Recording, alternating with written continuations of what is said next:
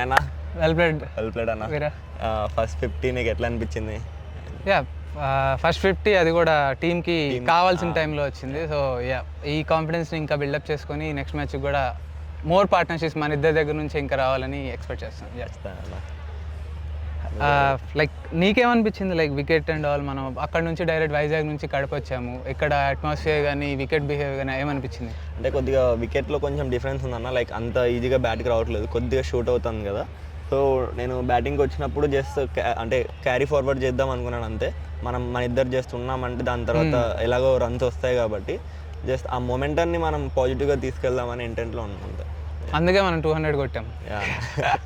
But comparatively Vizag కన్నా ఇది better wicket లా అనిపించింది. Definitely better wicket. And after 2 wins ఎలా అనిపిస్తుంది నీకు? బ్యాక్ టు బ్యాక్ విన్స్, అటు కన్విన్సింగ్ విన్స్, అది కూడా చాలా హ్యాపీగా ఉందని. ఈరోజు మన బౌలర్ చాలా బాగా వేశారు అన్న. అండ్ ఈ వికెట్ మీద గుడ్ లెంత్లో హిట్ చేసుకుంటా, గుడ్ ఎకానమీతో డెఫినెట్లీ ఈ వికెట్ అంటే ఈ మ్యాచ్ వాళ్ళకే డెడికేట్ చేయొచ్చు అనుకుంటాను. Let's continue this.